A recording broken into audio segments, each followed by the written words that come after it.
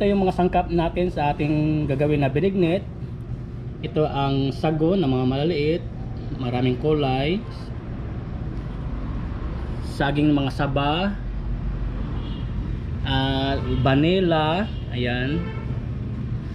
Siyempre hindi mawawala ang landang at asin. Naglalagay tayo ng asin pag gumagawa tayo ng benignite.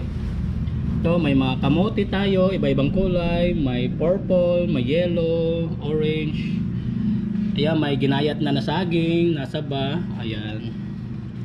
Siyempre may gabi o karlang, pampalapot. Ito ang kamuting kahoy. Ayan, nakagayat na yan. Malagkit na kamuting kahoy.